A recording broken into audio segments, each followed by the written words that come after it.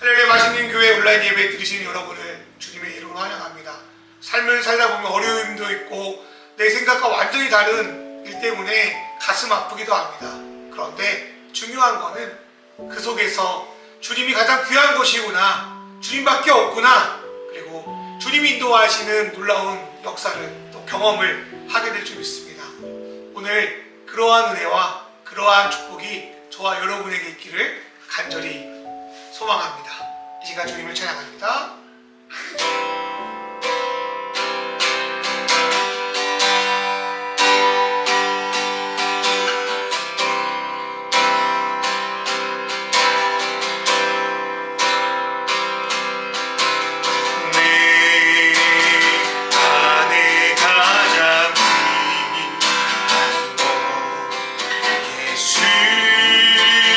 예수라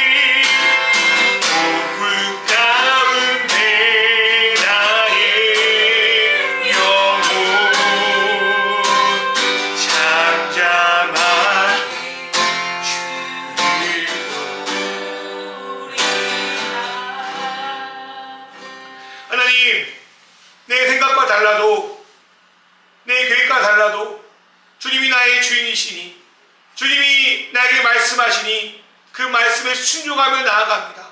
거친 파도가 달려와도 여러 가지 생각지 못한 일이 있어도 주님이 그 보폭 속에 계시고 그 물결 속에 계심을 신뢰하며 나아갑니다. 나다 두려워하지 말라고 말씀하시는 그 음성을 오늘 예배 가운데 듣기 원합니다. 주님의 손길을 경험하기 원합니다. 그래서 다른 것이 아니라 주의 말씀으로 나아가고 주의 말씀으로 행하고 주의 뜻에 순종하게 하여 주셔서 우리의 삶이 주님이 원하시는 삶으로 주님이 바라시는 삶으로 나아갈 수 있도록 인도하여 주십시오. 하나님 아버지, 세상의 풍성함을 쫓기보다 단 하나라도 주님이 원하시는 주님 드리기 합당한 열매 하나를 주님께 드리고 싶사오니 주여 우리를 사용하여 주시옵소서. 오늘 예배 가운데 함께 하실 우리 주 예수 그리스도의 이름으로 기도드리옵나이다. 아멘. 오늘의 말씀은 요한복음 6장 16절부터 25절 말씀입니다. 날이 저물었을 때에 예수의 제자들은 바다로 내려가서 배를 타고 바다 건너편 가버나움으로 갔다. 이미 어두워졌는데도 예수께서는 아직 그들이 있는 곳으로 오시지 않았다. 그런데 큰 바람이 불고 물결이 사나워졌다. 제자들이 배를 저어서 10여리쯤 갔을 때였다. 그들은 예수께서 바다 위로 걸어서 배에 가까이 오는 것을 보고 무서워했다.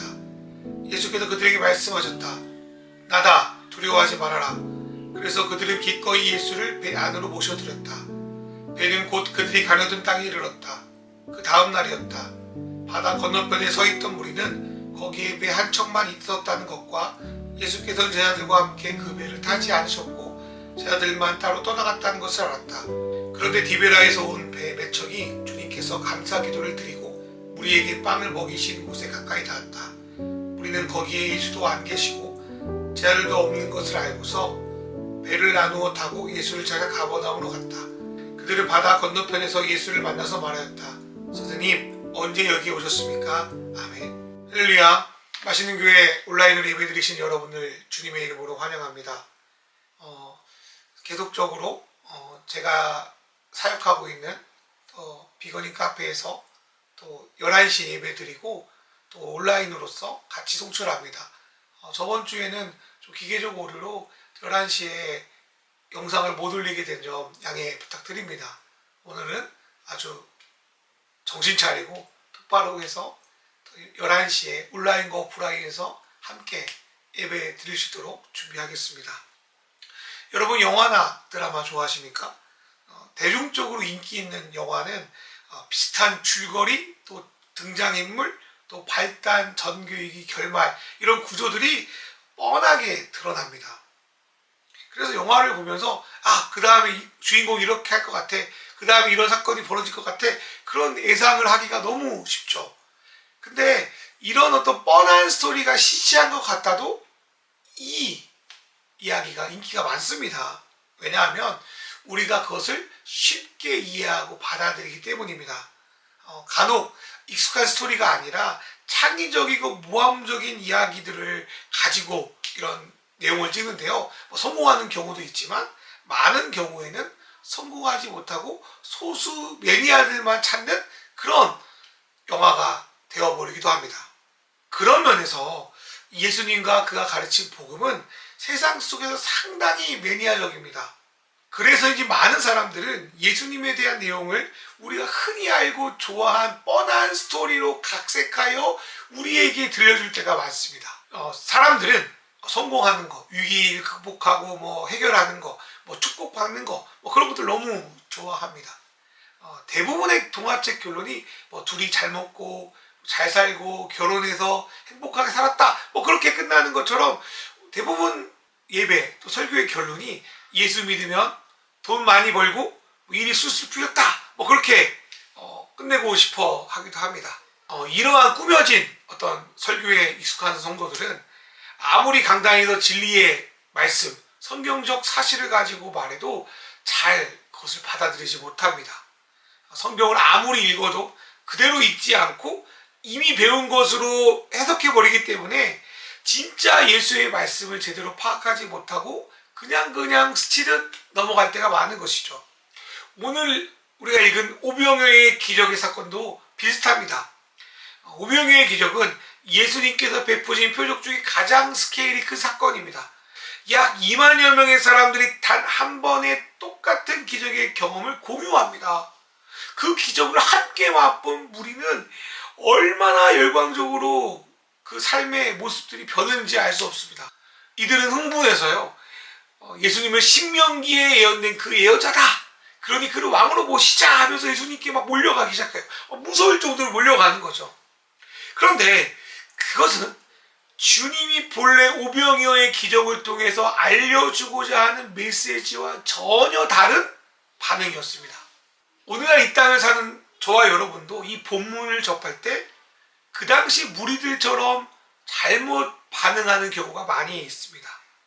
예수님이 주신 빵으로 막 풍성해지고 먹고 나는 일이 우리 가정, 우리 사업, 우리 자녀들에게 일어나길 소망합니다. 그래서 오병이어의 본문을 막 물질적인 축복으로 또 어떤 권력과 어떤 풍성한 어떤 유익을 차지하는 것으로 해석할 때가 많아요. 우리 역시 2000년 전 그 광야에 모였던 백성들이 예수님께 바랬던 것처럼 예수님이 우리 욕망을 들어주시기를, 우리가 원하는 왕이 되어주기를, 우리의 갈급함을 채워주기를, 영적인 축복이 아니라 세상의 축복을 이루어주기를 갈망하며 예수님께 달려듭니다. 이것은 마치 구약에서 사무엘에게 우리의 욕망을 충족시킬 왕을 뽑아달라고 하는 백성들의 소원과 별다를 게 없어 보입니다. 예수님에 대해서 첫 번째로 제자들은 세상의 영웅 호걸들이 그랬던 것처럼 이 엄청난 오병이의 사건을 좀 터닝 포인트로 해가지고 힘을 좀 모으고 군대를 만들고 로마를 물리치고 유대의 독립을 이루기를 원했습니다. 또한 자신들은 예수가 세우는 세상 나라의 지도자들이 되고 싶어 했습니다. 두 번째로 백성들은 예수님을 통해 자기들도 앞으로 먹고 사는 것이 해결받기를 원했습니다. 다른 거 별로 관심이 없었어요. 예수님이 이제까지 목자 없는 양처럼 불쌍히 여기서도 가르쳤던 모든 것을 까먹고 예수가 당장 던져주는 빵을 먹고자 예수님을 따랐습니다. 이거는 예수님이 아닌 다른 사람이 빵을 주면 또 그 사람을 따르겠다는 표시와 별 다를 게 없습니다. 그런데 예수님은 이들의 기대와 완전히 다른 행동을 보이십니다. 보통의 사람들은 5,000명이 넘는 이 군중들이 나의 팔로워가 되었구나, 내가 어떻게든 이들을 이용해가지고 나의 원하는 권력을 쟁취해야지, 그렇게 반응합니다. 그런 사람들을 우리는 세상의 영웅들이라 불러요. 아마 무리들도 예수님이 그렇게 행동할 거라고 생각했을 것 같아요. 그런데 예수님은 그렇게 행동하지 않아요. 예수님은 왕이 되어달라는 이들의 요구를 거부하시고 제자들을 내버려 준 채 혼자 산으로 떠납니다. 요한복음 말고 마태와 마가복음을 보면은 예수님은 뭉쳐있는 그 무리들을 계속적으로 더 많이 모여야 함에도 불구하고 그러지 않으시고 오히려 이들을 흩어버리시고 제자들은 급히 배를 타고 바다로 보내버리십니다. 영어로 말하자면 결말이 반전 정도를 넘어서 완전히 산으로 가버린 거예요. 후지무지 돼버린 거예요. 오병이어의 놀라운 사건을 경험한 이후에 제자들의 상황은 더욱더 심각해집니다. 제자들은 예수님의 말씀을 따라 좀 내키진 않았지만 배를 타고 낮도 아닌 밤에 갈릴리 바다로 들어갑니다. 예수님의 명령을 따랐잖아요. 그러면 그곳이 좀 평안하고 쉼을 얻고 힐링되는 그런 환경이 펼쳐져야 되는 거 아닙니까? 최소한 노젓기는 좀 잘 돼야 되는 거 아니에요? 그런데 예수님이 보내서 바다에 나가는데 엄청난 바다와 물결이 그들의 앞길을 가로막고 있습니다.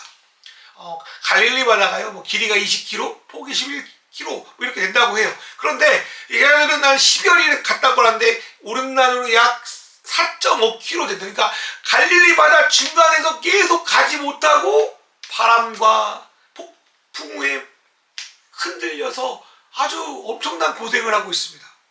백성들의 경우는 어떻습니까? 제자들과 달리 이들은 오병이어의 기적을 맛보고 한동안 그 자리를 떠나지 않고 남아 있었습니다. 이들은 예수님이 제자들과 함께 가지 않은 것을 파악하고 예수님을 어떻게든 잡으려고 진을 치고 있었을지도 모르겠습니다. 성경을 보니까 제자들은 예수님이 타실 배 한 척을 남겨두고 떠난 것 같아요. 이것을 근거로 백성들은 예수님이 아직 떠나지 않았구나라고 생각했던 것 같아요. 그래서 계속 기다리는데 예수님이 오지 않아요. 하도 오지 않으니까 마침 그 디베라 지역, 그 오병이어를 베풀었던 지역으로 들어온 배들을 보고 그 배를 타고 예수님 찾아 아주 늦게서야 가버나움으로 갑니다. 2000년 전이나 지금이나 예수님은 우리가 생각하고 계획했던 방향으로 움직이지 않으십니다.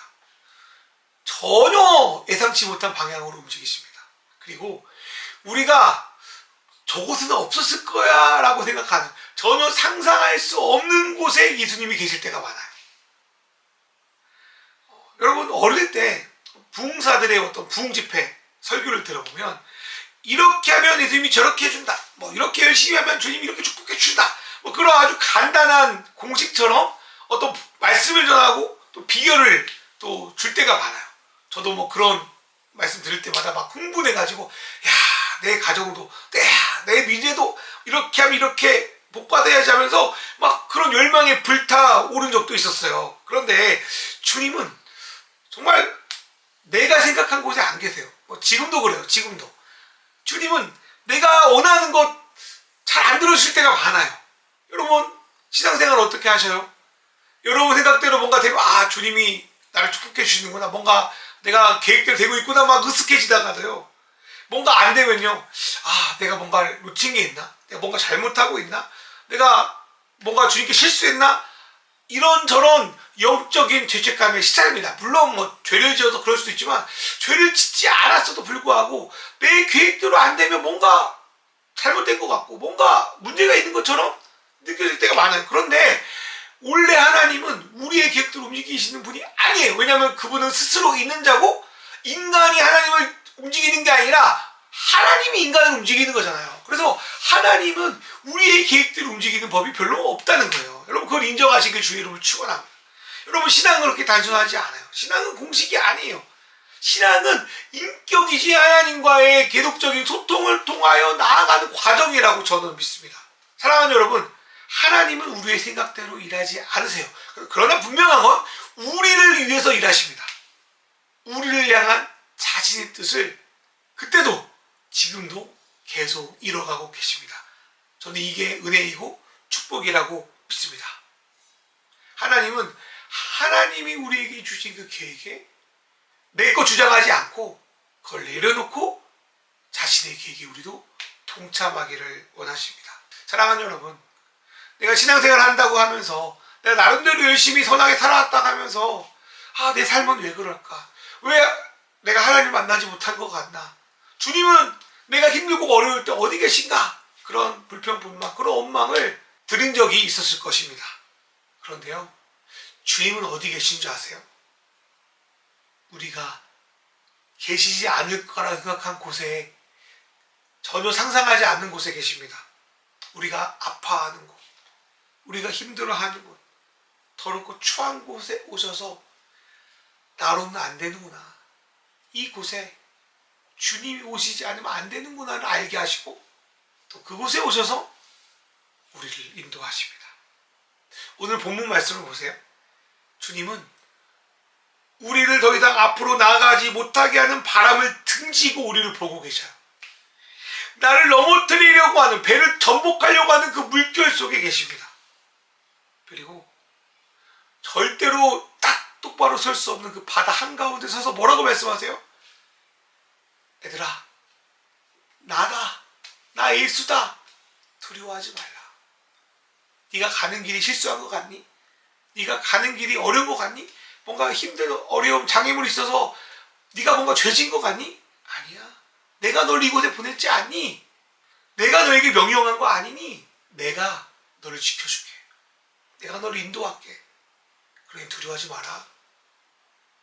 우리에게 이렇게 오늘 본문을 통하여 말씀하신 줄 믿습니다.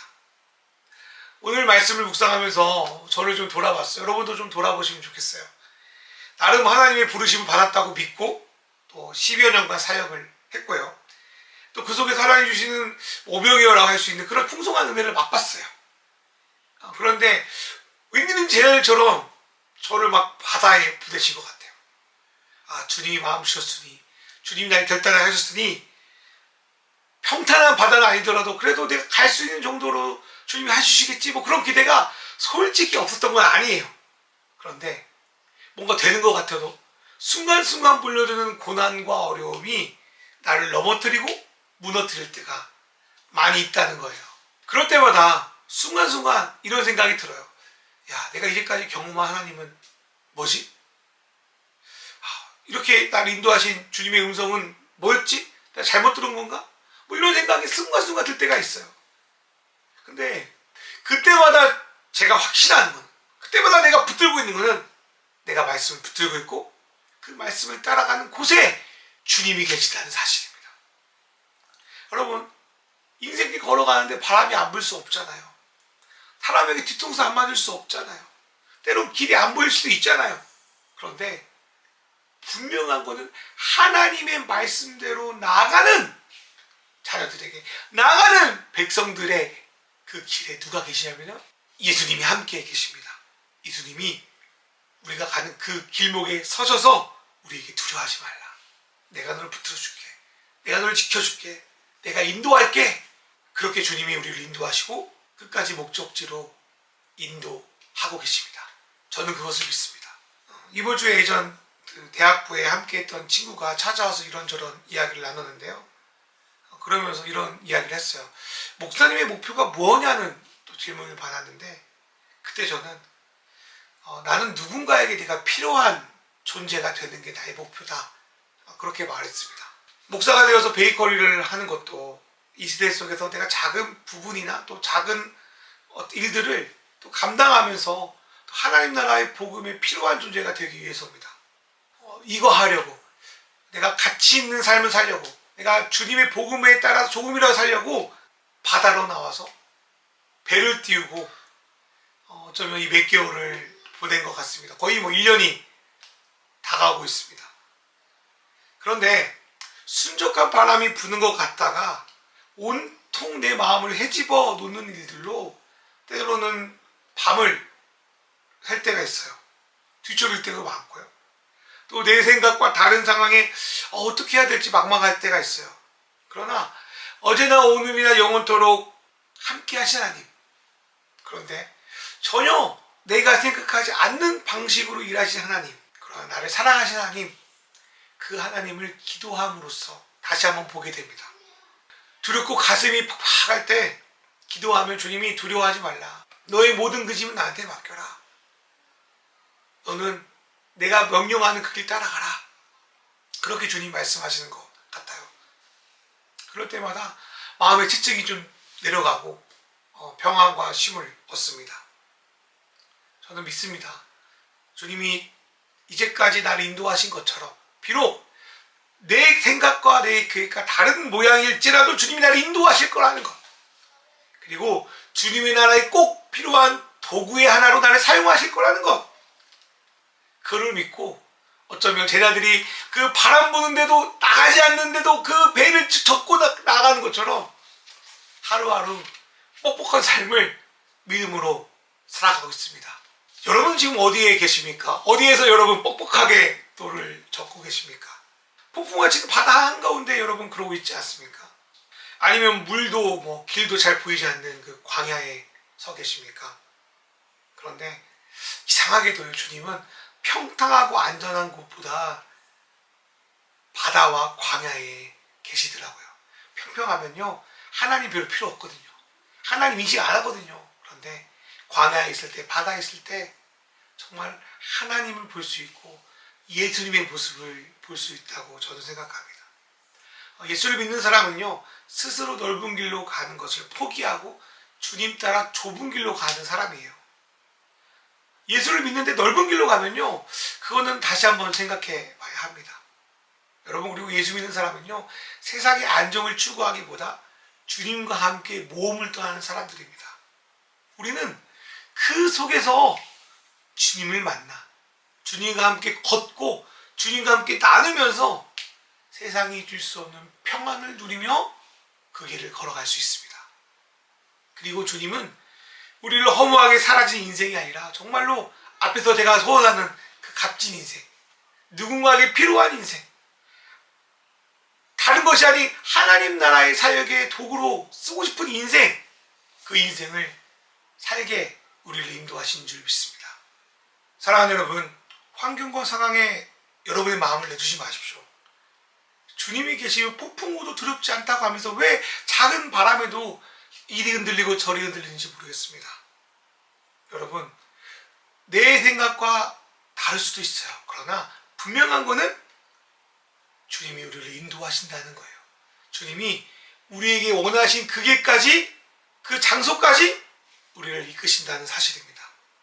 그러니 어떤 상황에서도 주님을 붙들고 주님께 소망을 두고 나아가는 저와 여러분 되시기를 주님의 이름으로 축원합니다. 이 시간 기도하겠습니다.